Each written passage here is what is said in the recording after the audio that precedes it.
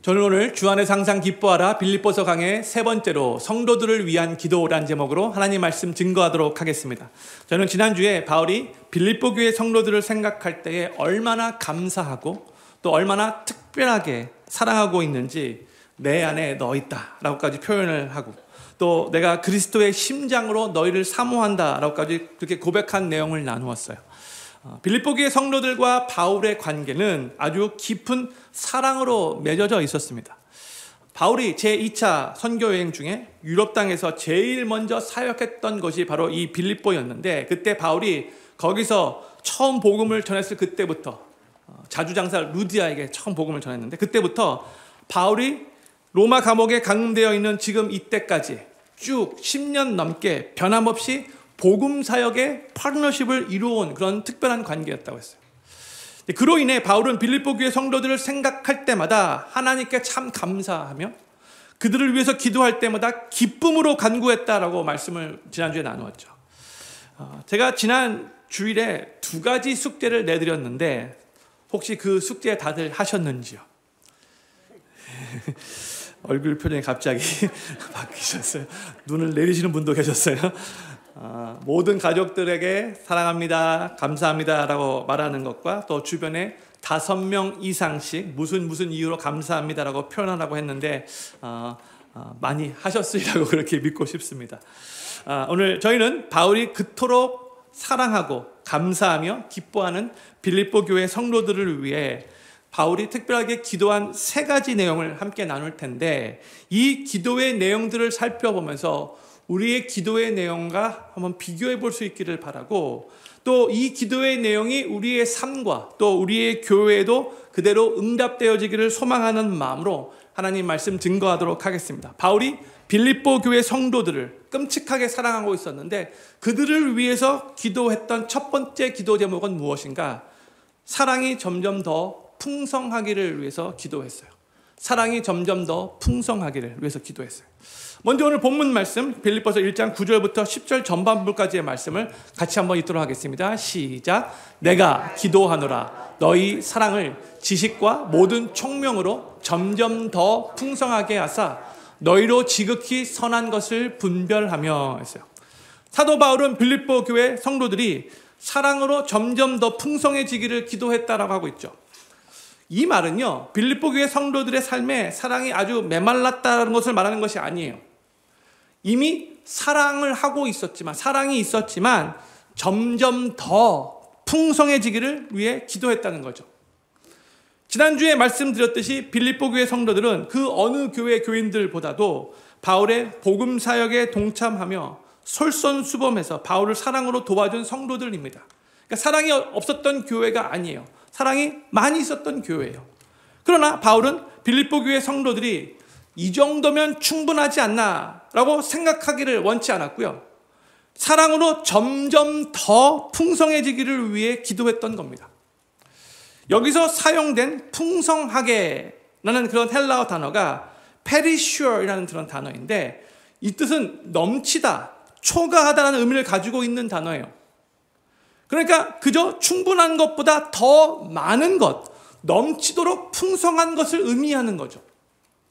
그런데 이 풍성하게라는 단어 자체도 넘치고 초과하는 것을 의미하고 있는데, 거기다가 그것만으로 만족하지 않았나 봐요. 사도 바울이 부사를 2번이나 반복해서 강조하고 있죠. 점점, 그리고 더. 영어로 more and more예요. 지금 사도 바울은 살짝 넘어서는 정도의 사랑이 아니라 충만하게 흘러 넘쳐서 주변을 흥건히 적시는 그런 수준의 사랑을 위해서 지금 기도하고 있다는 거예요. 사랑하는 필그림교회 성도님들, 사랑이라는 것은요, 이 정도면 되지 않는가, 이 정도면 충분하다가 없어요.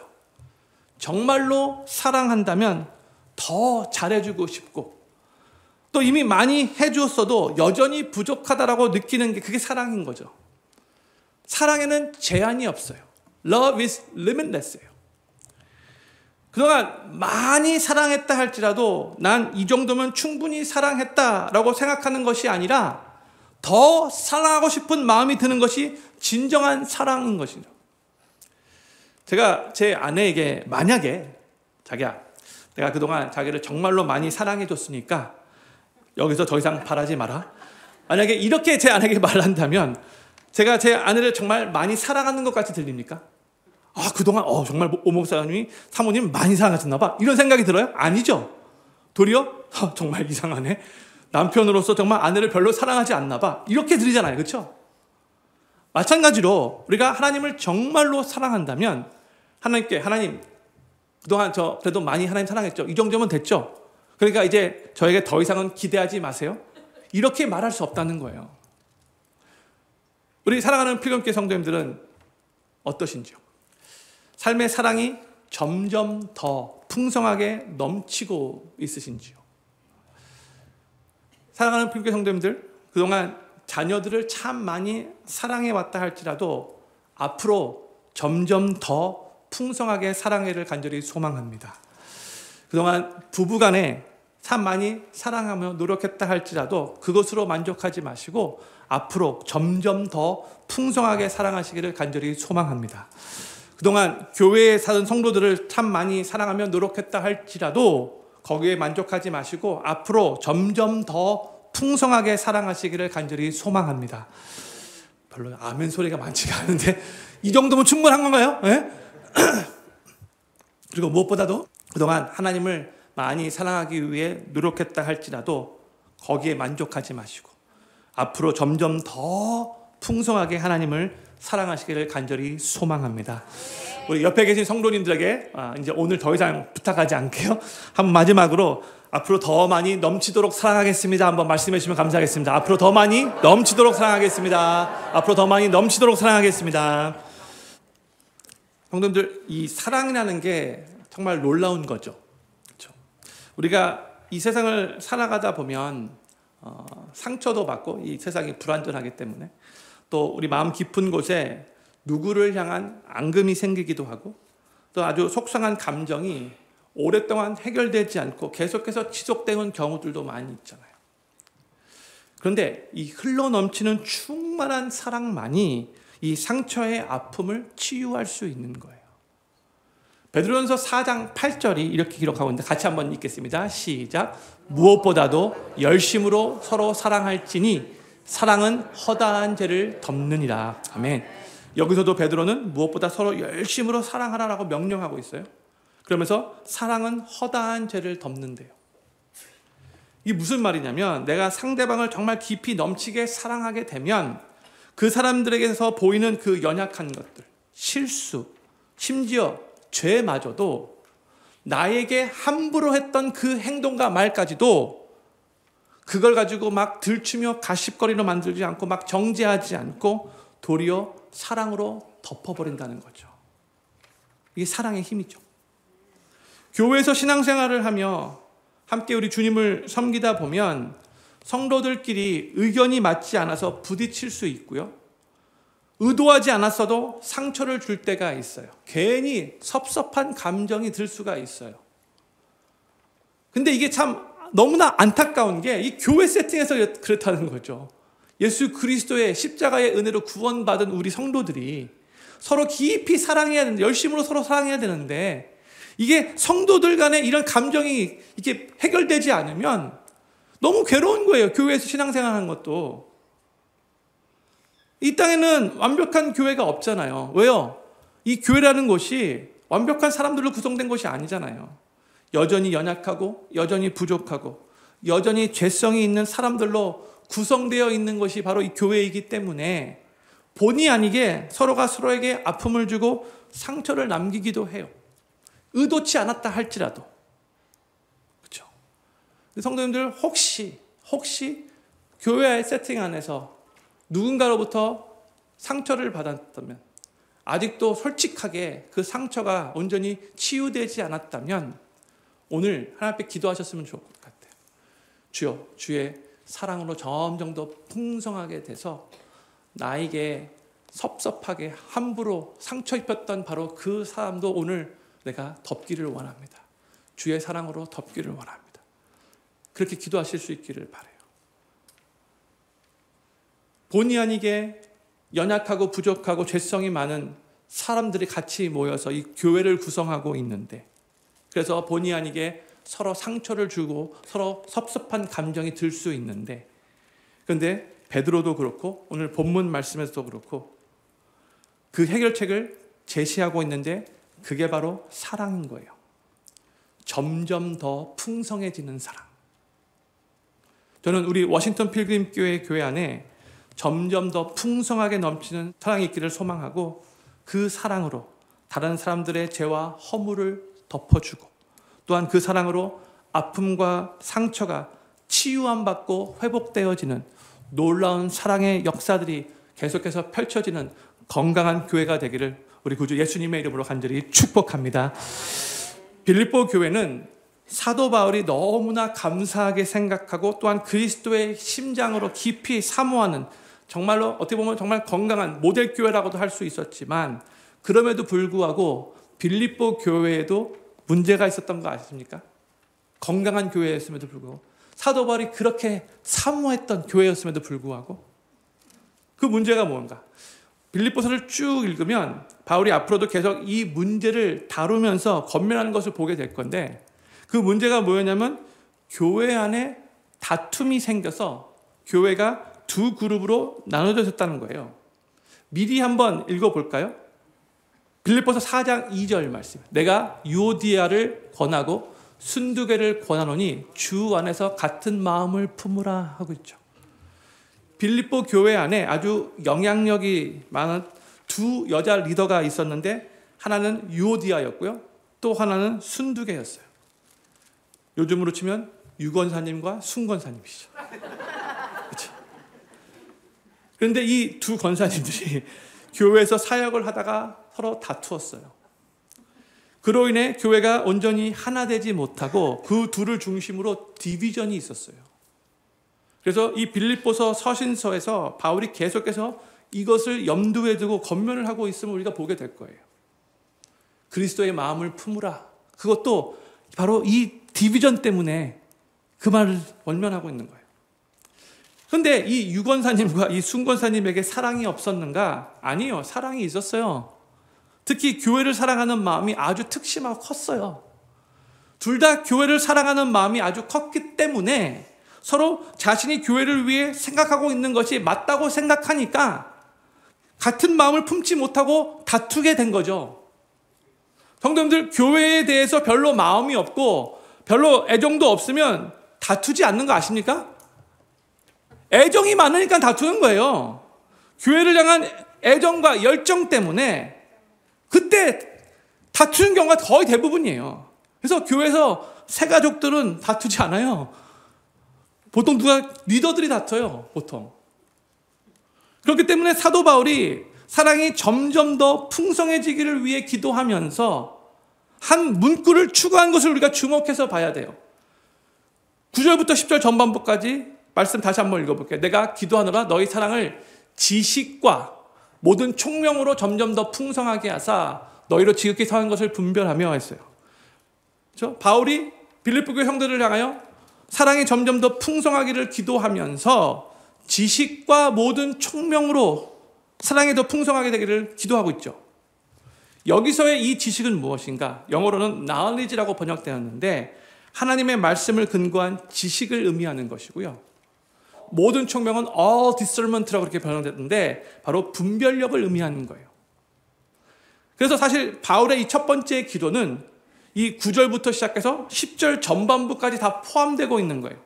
10절 전반부에 너희로 지극히 선한 것을 분별하며 되어 있죠. 그러니까 지금 사도 바울이 무엇을 위해서 기도하고 있냐면 빌립보 교회 성도들이요, 당신들의 사랑을 하나님의 말씀을 근거한 그 지식과 모든 분별력으로 점점 더 풍성하게 하여서 지극히 선한 것을 분별할 수 있기를 내가 기도합니다. 이런 의미로 지금 기도하고 있는 거예요. 그러면 너희 사랑을 지식과 총명으로 점점 더 풍성하게 하라는 말은 무슨 뜻인가? 성도님, 우리가 사랑을 할 때도 하나님의 말씀에 근거하여 분별력을 가지고 올바르게 잘 사랑해야 하는 거 아시죠? 우리 생각대로, 우리 느낌대로, 우리 방법대로 사랑을 하게 되면은요, 그 사랑은 자기 중심적인, 이기적인 사랑이 될 수 있고요. 또한 세상적인 사랑, 감성적인 사랑이 될 수도 있는데 이런 사랑은 바람직하지 않다는 거예요. 요즘에 너무나 안타깝게도 바람피고 불륜을 저질렀음에도 불구하고 그걸 사랑으로 포장해서 아름답게 미화하려고 해요. TV 드라마 보면 많이 그래요. 너무나 안타까워요. 그게 어떻게 사랑입니까? 불륜인데. 죄악이잖아요. 근데 그걸 사랑으로 포장하고 있어요. 세상적인 모습이에요. 세상 사람들도 그걸 사랑으로 자꾸 미화시키니까 예수님 믿는 우리 크리스천들도 영향을 받아서 자꾸 헷갈리는 거예요. 아니에요. 그건 사랑 아니에요. 그래서 우리가 지식과 모든 총명, 이 분별력을 가지고 사랑할 수 있어야 되는 거예요. 또 저희가 부모로서 자녀들을 다 사랑하고 있죠. 아마 자녀 사랑하지 않는 부모는 없을 거예요. 다 사랑해요. 그런데 우리가 바른 지식과 이 분별력을 가지고 이 자녀들을 사랑하지 못할 때가 종종 있잖아요. 어떨 때는 자녀를 사랑한다고 자녀가 원하는 대로 다 해줘서 이 무분별하게 사랑해서 오히려 자녀가 나약해지거나 혹은 되게 버릇없게 그렇게 성장할 수 있는 거죠. 사랑하기 때문에 그렇게 키운 건데 결과적으로는 이게 올바르지 않은 모습으로 나타날 수 있다는 거예요. 어떨 때는 자녀를 사랑한다고 올바르게 키우고 싶다고 너무나 엄격하게 양육해서 도리어 자녀가 주눅들고 막 사람들 눈치 보면서 밝고 긍정적이지 못한 모습으로 성장할 수도 있는 거죠. 부모는 사랑하는 마음으로 자녀를 그렇게 키운 건데 오히려 그 결과가 안 좋을 수 있다는 거예요. 언제요? 지식과 모든 총명으로 사랑하지 않을 때. 마찬가지로 부부가 서로 사랑해서 평생 함께하고 싶어서 결혼을 한 거잖아요. 그렇죠? 그런데도 서로 사랑하는 방법이 다르고 서로에게 기대하는 것이 다르고 또 서로 잘 커뮤니케이션, 소통하지 못해서 부부관계가 어긋날 때가 종종 있잖아요. 아주 많잖아요. 정말 사랑해서 한 말이고 정말 사랑해서 한 행동인데도 상대방은 도리어 오해하고 잘못 받아들일 때가 많이 있어요.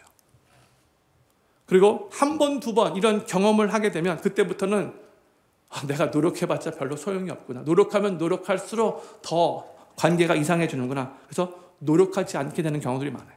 상대방을 그래서 소홀히 여기게요. 또한 교회 안에서도 성도 간에 내 딴에는 정말로 기도하고 사랑하는 마음으로 조언을 해준 건데도 도리어 상대방은 아주 기분 나쁘게 받아들이고 그 말을 통해서 상처를 받을 수 있어요. 이게 누가 잘못한지 솔직히 잘 모르겠어요. 조언을 잘 지혜롭지 못하게 한 건지 아니면 받아들인 사람이 너무 오버한 건지 정말 모르겠어요. 그때 분별력이 필요한 거예요. 그런데 우리가 꼭 기억해야 될 게 있어요. 우리의 사랑의 표현이 또한 우리가 생각하는 이 사랑의 행동이 사랑이라는 동기로 했다고 해서 아무 때나 어떤 식으로 말하고 행동할 수 있다고 생각해서는 안 돼요.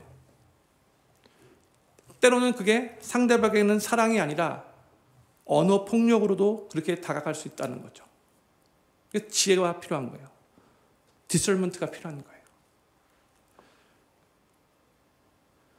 우리가 정말 필요한 것은 하나님의 지식과 분별력이 있는 사랑으로 사랑하는 거예요. 할 말이 있어도 때가 아니면 말하지 않고 하고 싶은 일이 있어도 지금 적절한 상황이 아니라면 딱 절제할 수 있는 것. 그 지혜가 필요한 거예요. 특별히 우리는 사람들과의 관계에서 예수님을 통해서 증거된 그 사랑을 깊이 생각하며 예수님이 어떠한 사랑으로 나를 사랑하셨는지, 나를 얼마나 긍휼히 여겨주셨는지 먼저 그 예수님의 사랑을 깊이 묵상해야 돼요. 그 예수님의 사랑을 토대로 다른 성도들, 또 우리 가족들, 다른 이웃들을 사랑해야 한다는 거죠. 우리 자신이 얼마나 철저하게 죄인이고 얼마나 실수 많이 하는 연약한 존재인지 정말 자기 자신의 그 추악함을 뼈저리게 아는 사람이 이렇게 철저하게 죄인이고 실수투성이지만 그럼에도 아들 예수 그리스도를 나 대신 죽게 하신 그 하나님 아버지의 사랑을 온전히 깨닫고 이해할 때에 비로소 우리는 다른 연약하고 부족한 형제 자매의 그 실수와 잘못을 쉽게 정죄하지 않고 더 품고 더 덮고 더 사랑할 수 있게 된다는 거예요. 내가 얼마나 추악한 죄인이었는가를 깨닫는다.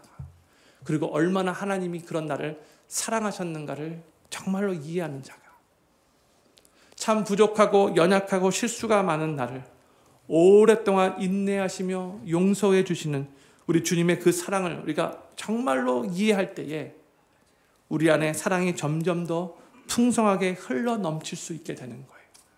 이게 바로 지식과 모든 총명으로 all discernment로 사랑하는 거예요.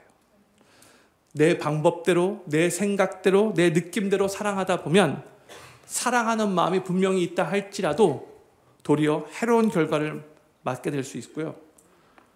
하나님의 지식과 모든 분별력으로 사랑하게 된다면 그 사랑의 수고의 열매까지도 아름답게 맺게 될 수 있을 거예요. 저는 필그림교회 모든 성도님들의 삶이 사랑으로 점점 더 풍성하게 넘치기를 바라고, 사랑을 하시되 자신의 느낌과 감정과 방법으로 사랑하시는 것이 아니라 주님의 지식과 모든 분별력으로 사랑하셔서 그 사랑의 수고의 열매까지도 아름답게 맺게 되는 것을 경험하시게 되기를 우리 구주 예수님의 이름으로 간절히 축원합니다. 바울이 빌립보 교회를 위해 기도했던 두 번째 기도 제목은 무엇인가? 그리스도의 날까지 진실하고 허물 없기를 기도했어요. 그리스도의 날까지 진실하고 허물 없기를 위해서 기도했어요.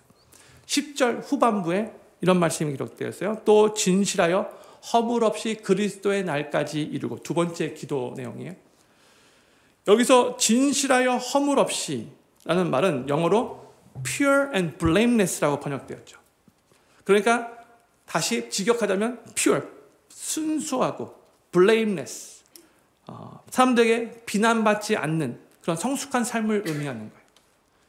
순수하고 비난받지 않는 성숙한 삶. 좀 더 구체적으로 말하자면 이 진실한 삶, 이 퓨어한 삶은요, 하나님 앞에서 성화되는 삶을 의미하는 것이고요. 허물 없는 사람, 이 blameless life는요, 사람들 앞에서 비난받지 않는 삶을 의미하는 거예요. 하나님 앞에서, 또한 우리 주변에 있는 사람들 앞에서 최선을 다해 거룩하고 바른 삶을 살기 위해 노력하는 삶인 거죠. 그런데 우리가 평생 죄를 안 짓고 항상 거룩하게 또 사람들 앞에서 전혀 비난받지 않고 살 수는 없잖아요. 그렇죠? 심지어 예수님마저도요, 죄 없이 거룩하게 완벽한 삶을 사셨음에도 불구하고 그 당시 종교 지도자들로부터 비난받고 정죄까지 받았잖아요. 그게 이 세상의 모습이에요. 그렇죠? 또 요즘에는요, 인터넷 시대가 되고 나서 이 댓글 문화가 새롭게 생긴 거잖아요. 그러니까 근데 너무나 안타깝게도 이 댓글 문화가 시작된 후부터 무분별하게 막 사람들을 향하여 비난하는 그 모습들, 근거 없이 막 악플 다는 막 혐오스럽게 비난하는 사람들이 아주 많이 늘었어요. 그냥 모르겠어요. 그동안 막 스트레스 받은 거 풀 데가 없었는데 그냥 그렇게 악플로 푸는 건지 모르겠어요. 근데 너무나 무분별해요. 자기 누군지 모르니까 함부로 막 팍팍 말아버리죠. 그렇죠? 이 지금 저희가 살고 있는 시대예요. 그렇죠? 그런데 그럼에도 불구하고 예수님 믿는 우리 크리스천들은 항상 최선을 다해 하나님 앞에서는 거룩하게 성화된 삶을 살려고 노력해야 하는 것이고, 또 사람들 앞에서는 비난받을 만한 행동을 하지 않도록 항상 최선을 다해 노력해야 한다는 거예요. Pure and blameless의 삶을 추구해야 한다는 거예요. 크리스천으로서. 이 말씀을 가장 잘 표현해주는 또 다른 말씀이 저는 데살로니가전서 5장 21절, 22절이라고 생각해요. 우리 같이 이 말씀 읽기를 원합니다. 시작. 범사에 헤아려 좋은 것을 취하고 악은 모든 모양이라도 버리라 했어요. 제가 이 구절은 영어로도 한번 읽어드릴게요. Test everything.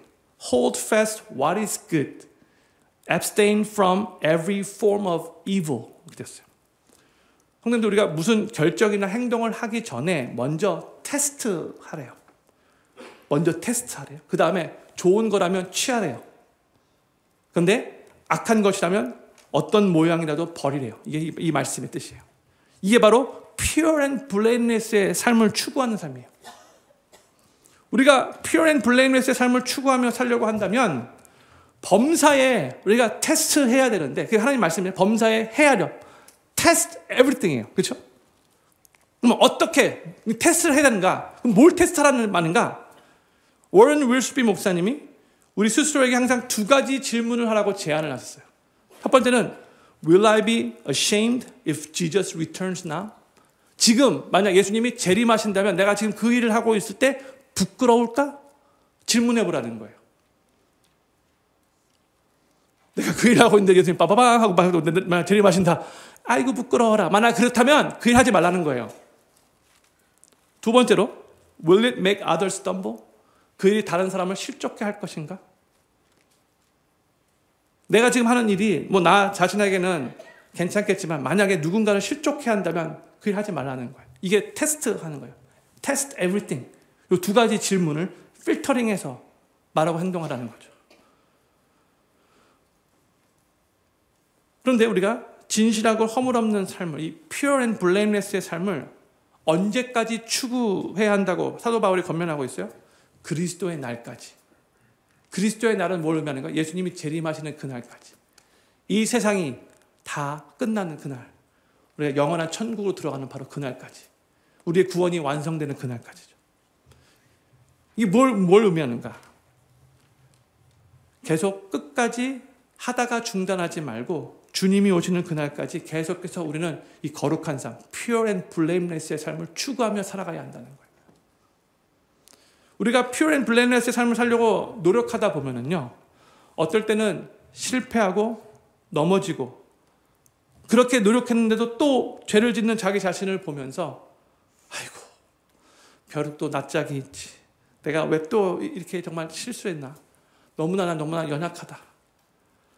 그냥 남들과 같이 그냥 나도 대충 살까? 이렇게 생각하면서 포기하고 싶을 때가 있어요. 그렇죠? 뭐 예수님이 안 믿는 사람들 보면 그냥 편하게 잘 사던데 내가 왜 맨날 이렇게 pure and blameless 살기 위해서 이렇게 노력해야 돼? 이런 생각이 드는 거죠. 그런데 그럴 때 어떻게 해야 되죠? 다시 일어나서 주님이 오시는 그리스도의 날까지 그 길을 계속해서 걸어가야 한다는 거예요. 그리스도의 날까지. 우리 주님 다시 오시는 그날까지 이 pure and blameless의 삶을 포기하지 않고 끝까지 노력해야 한다는 거예요. 그리고 저희가 이렇게 정말 진실하고 허물없는 pure and blameless의 삶을 추구하며 살 때에 우리의 삶이 너무나 boring하고 막 숨막히고 너무 재미도 하나도 없고 세상 사람들은 막 자기 마음대로 막 즐기면서 막 살고 있는 건데 왜 예수님 믿는 우리 크리스찬 삶은 이렇게 재미없지? 이런 생각이 들 때가 있잖아요. 근데 이런 생각은 사탄이 주는 생각이에요. 이거 꼭 기억하셔야 돼요. 우리가 진실하고 허물없는 삶을 추구할 때 꼭 기억해야 할 것이 두 가지가 있어요. 첫 번째는요, 세상적으로는 정말 재미가 없을지 몰라도 우리의 삶이 영적으로는 주님이 주는 풍성함을 누리게 된다는 것을 기억해야 돼요. 세상에 잠시 달콤한 것을 누릴 것인가? 주님이 주시는 영원한 영광과 기쁨을 누릴 것인가? 선택해야 되는 거예요.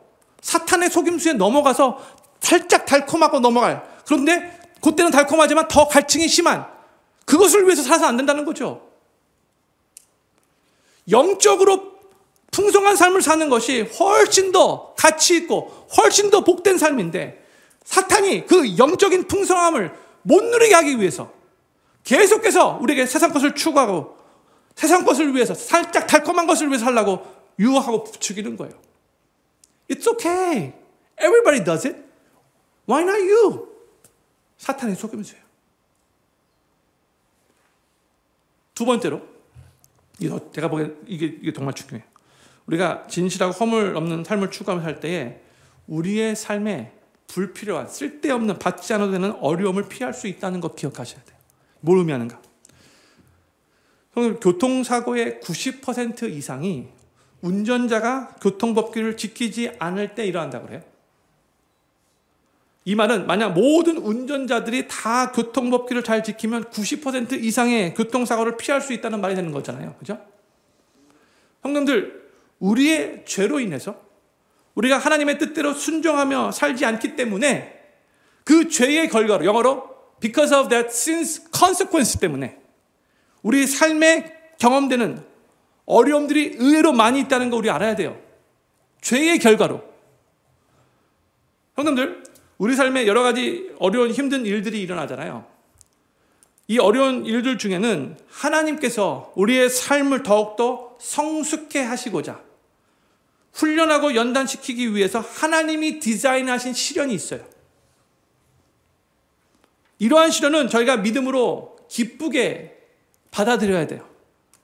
야고보서 1장 2절 말씀. Consider it pure joy when you face all kinds of trials. 이거는 하나님께서 디자인하신 그 시련은 우리가 기쁨으로 받아들여야 한다는 거예요.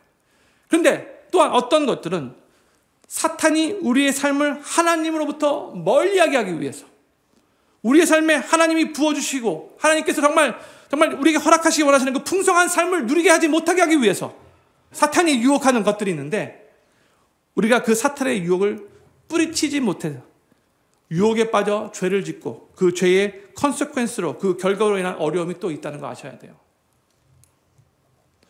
그런데 이런 어려움은 우리가 pure and blameless의 삶을 추구하며 살 때에 피할 수 있는 안 받아도 되는 어려움인 거예요.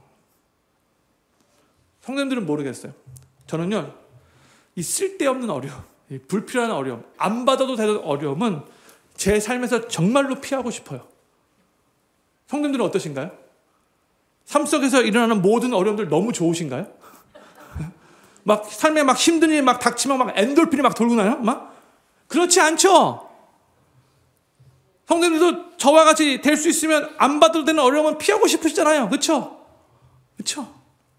뭐 90%까지는 아니겠지만 뭐 교통사고와 똑같이 비교할 수는 없겠지만 우리 삶 속에 알게 모르게 우리의 죄로 인해 오는 어려움들이 의외로 많다는 거 알아야 돼요.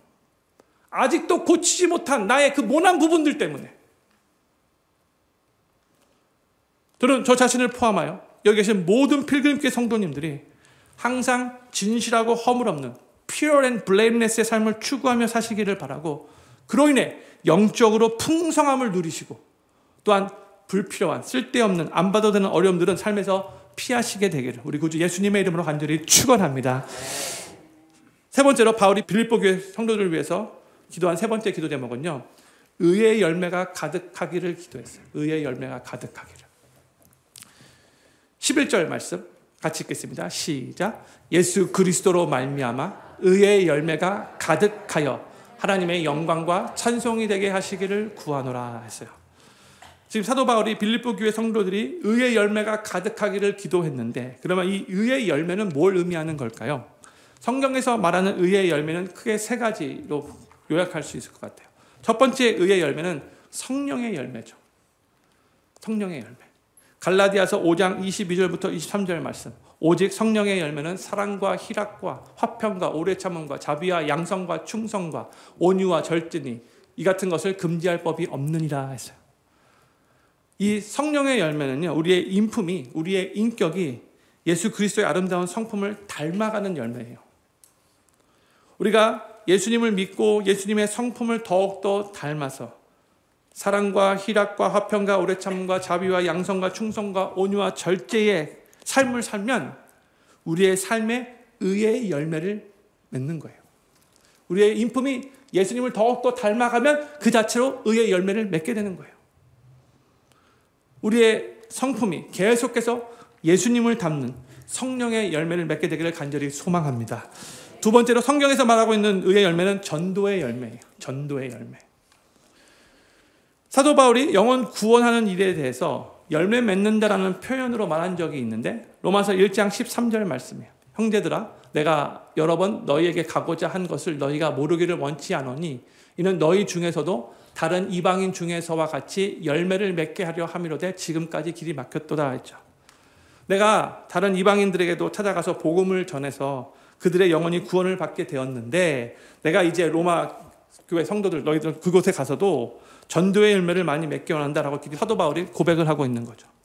그러니까 내가 기도하고 사랑을 베풀고 복음을 전하여 또 예수님의 증인된 삶을 살아서 만약에 나로 말미암아 누군가가 예수님을 믿게 되고 구원을 받게 된다면 그 예수님을 믿고 구원받은 그 영혼은 나의 전도의 열매가 되는 거예요.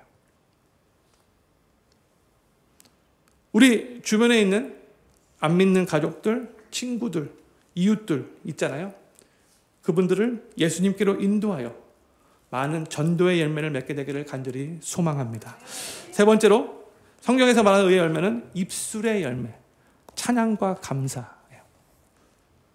입술의 열매, 이런 표현이 나와요. 히브리서 13장 15절 말씀. 이러므로 우리가 예수로 말미암아 항상 찬미의 제사를 하나님께 드리자. 이는 그 이름을 증거하는 입술의 열매니라 했죠. 내가 많이 힘들고 짜증날 때 불평할 수도 있고 누군가를 원망할 수도 있지만 오히려 그때 내 입술로 하나님을 찬양하고 하나님께 감사하면 나는 그 찬양과 감사의 고백을 통해 하나님께 나의 입술의 열매를 드리는 거예요. 성도님들 입술의 열매를 많이 맺고 계시는지요? 혹시 찬양과 감사보다는 불평과 원망이 더 많이 삶 속에 나오지는 않는지요? 이 시간 한번 프랙티스 한번 해봤으면 좋을 것 같아요.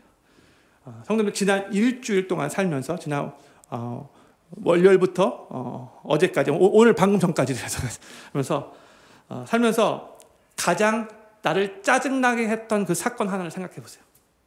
있으시죠? 없나요? 너무 많나요?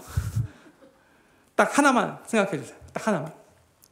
그리고 가장 나를 일주일 동안 짜증나게 했던 바로 그것을 생각하면서 하나님께 올려드리며 하나님 그 일도 감사합니다. 한번 고백해 보겠어요. 생각하셨어요? 제가 하나 둘 셋 하면 다 같이 하나님 그 일도 감사합니다. 생각하시면서 말씀하셔야 돼요. 멍하게 말씀하시면 안 되고. 준비되셨죠? 하나 둘 셋. 하나님 그 일도 감사합니다. 방금 입술의 열매를 하나님께 올려드린 거예요. 성경에서 말하는 의의 열매 세 가지가 뭐였죠? 성령의 열매, 예수님 닮는 거죠. 그 다음에 두 번째가 뭐예요? 전도의 열매, 영혼 구원을 위해서 노력하는 거예요. 그 다음에 세 번째, 입술의 열매.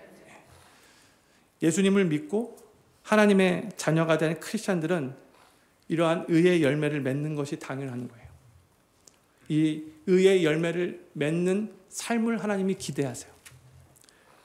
그런데 크리스찬이 되었다라고 말을 하면서도 이러한 의의 열매들이 삶 속에 전혀 맺혀지지 않고 있다면 정말로 예수님 닮아가는 그런 모습이 없고 나를 통해서 예수님 영접하는 구원받는 자가 정말로 없고 계속해서 내 입술에 원망과 불평이 끊이지 않는다면 내가 정말로 예수님을 삶의 구세주로 영접하고 구원받은 하나님의 자녀가 되었는가, 크리스찬이 되었는가 심각하게 질문해 봐야 돼요.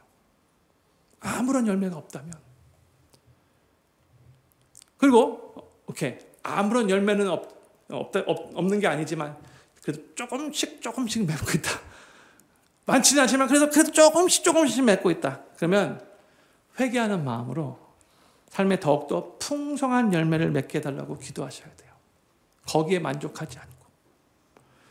예수님은 제자들에게 산상수훈, 마태복음 5장부터 7장까지의 긴 설교를 마무리하면서 끝부분에서 이렇게 말씀을 하셨어요. 마태복음 7장 16절부터 18절 말씀. 그들의 열매로 그들을 알지니 가시나무에서 포도를 또는 엉겅퀴에서 무화과를 따겠느냐. 이와 같이 좋은 나무마다 아름다운 열매를 맺고 못된 나무가 나쁜 열매를 맺나니 좋은 나무가 나쁜 열매를 맺을 수 없고 못된 나무가 아름다운 열매를 맺을 수 없느니라 이렇게 말했어요. 그러면서 20절에서 예수님이 이렇게 말씀하셨어요. 이러므로 그들의 열매로 그들을 알리라 했어요. 결국 열매로 아는 거예요. 결국 열매로. 우리의 삶에 얼마나 의의 열매를 맺는가로 우리가 정말 주님의 뜻대로 잘 살고 있는가 결국 그걸 알게 되는 거예요. 저는 필요하게 모든 성도님들이 정말 다들 계속해서 예수님의 아름다운 성품을 담는 성령의 열매를 많이 맺으시고 예수님 없이 죽어가는 영혼들을 예수님께로 인도하는 전도의 열매 많이 맺으시고 어떠한 상황에서도 항상 하나님을 찬양하며 하나님 앞에 감사함으로 입술의 열매도 많이 맺으시는 삶의 의의 열매들이 주렁주렁 맺혀지는 그런 삶을 사시게 되기를 우리 구주 예수님의 이름으로 간절히 축원합니다. 바울은 사랑하는 빌립보 교회 성도들을 위하여 세 가지로 기도를 했어요. 요약해 볼게요. 지식과 분별력으로 사랑이 점점 더 풍성하기를 위해서 기도했고요. 두 번째로 그리스도의 날까지 진실하고 허물 없기를 기도했고요. 세 번째로 의의 열매가 가득하기를 기도했어요. 그런데 사도 바울이 빌립보 교회 성도들을 위해서 이렇게 기도한 그 궁극적인 목적을 11절 맨 마지막에 알려주고 있어요. 11절 맨 마지막에 하나님의 영광과 찬송이 되게 하시기를 구하노라. 이 말은 뭘 의미하는가? 우리 성도들의 삶이 사랑으로 점점 더 풍성해지고 또한 pure and blameless의 삶을 살기 위해 최선을 다해 노력하고 의의 열매를 가득 맺게 되면 하나님께 영광과 찬송이 된다는 그런 뜻이에요. 이 세 가지의 기도 내용들이 우리의 삶에 그렇게 맺혀지게 되면 하나님이 그걸 통해서 영광 받으시고 찬송 받으신다는 뜻이에요. 우리 하나님은요, 엄밀히 말해서 하나님이 창조하신 우리 인간들 때문에 더 영화로워지시는 분이 아니에요. 우리 하나님은 이미 완전하게 영화로우신 분이세요. 영어로 하면 Our God is already perfectly glorious예요. 그럼에도 불구하고 우리 하나님은 하나님의 사람들을 통하여 영광과 찬송을 받으시기 원하시는 분이세요. 이미 perfectly glorious 하신 분이신데도 불구하고. 그러면 하나님이 우리에게, 하나님의 백성들이 우리에게 영광과 찬송을 받으시기 원하신다면 그러면 당연히 우리는 하나님의 영광과 찬송이 되어야 되겠죠. 이것이 바로 하나님 사람이 우리의 도리이고 제일 되는 목적이에요. 하나님의 영광과 찬송이 되는 것이. 소요리 문답에서도 사람의 제일 되는 목적은 하나님을 영화롭게 하고 그를 영원토록 즐거워하는 것이라고 했잖아요. 사도 바울이 너무나 사랑하는 이 빌립보 교회 성도들을 위하여 하나님 앞에 기도하는 이 내용들과 우리가 평상시에 하나님 앞에 드리는 기도의 내용들을 한번 진솔하게 비교해 봤으면 좋을 것 같아요. 일반적으로 우리의 기도는 하나님께 무엇을 해달라는 그런 기도의 내용들이 너무나 많아요. 하나님 저에게 이거 주십시오. 이거 해주십시오. 대부분 때 이런 기도를 드리는데 그러나 사도 바울의 기도는 그러한 기도가 없어요. 그렇죠? 하나님의 영광과 찬송이 되기를 소망하는 마음으로 세 가지를 위해서 간절하게 기도했어요. 사랑이 점점 더 풍성해지게 해달라고. 계속해서 더 거룩하게 pure and blameless의 삶을 살게 해달라고. 의의 열매를 더 가득 맺게 해달라고. 완전 기도의 그 내용이 다르잖아요. 근데 이 모든 기도가 결국 하나님의 영광과 찬송이 되기를 소망하는 마음으로 이런 기도를 드린 거예요. 내가 나의 유익을 위해 뭔가를 더 얻기 위한 그런 기도보다 하나님의 영광을 위해서 드리는 이런 기도는요, 하나님을 정말로 기쁘시게 하는 기도이고요. 또한 이러한 기도가 우리의 삶에 응답될 때에도 우리의 삶 또한 그로 말미암아 주님 안에서 더욱더 기쁨으로 충만해질 거예요. 하나님의 영광과 찬송이 되는 것이야말로 우리 인생의 최고의 가치이며 영원토록 우리가 해야 할 일입니다. 오늘 우리가 하나님 앞에 나와 이렇게 예배드리는 것도 바로 하나님의 영광과 찬송이 되기 위한 것이에요. 그게 첫 번째 우선순위예요. 내가 은혜 받고 내가 하나님께로부터 뭔가 얻기 위한 것보다도 먼저 하나님의 영광과 찬송이 되기 위하여 하나님 앞에 예배드리는 거죠. 또한 우리가 일주일 동안 각자 삶의 현장에서 최선을 다해 일하고 예수 그리스도의 증인된 삶을 살아가기 위해서 하루하루 그렇게 주님 의지하며 살아가는 것도 다 하나님의 영광과 찬송이 되기 위한 것인 것을 기억하시기 바랍니다. 저는 필그림교회 모든 성도님들이 사도 바울이 빌립보의 성도들을 위해서 기도했던 이 세 가지 기도 제목들을 마음속에 새기시기를 바라고 각자의 삶에서 이런 기도를 하나님 앞에 드리시기를 바라며 이 기도가 온전히 응답됨으로 인해 우리의 삶이 하나님께 영광과 찬송이 되어지기를 우리 구주 예수님의 이름으로 간절히 축원합니다. 우리 다 같이 자리에 서셔서 오랜만에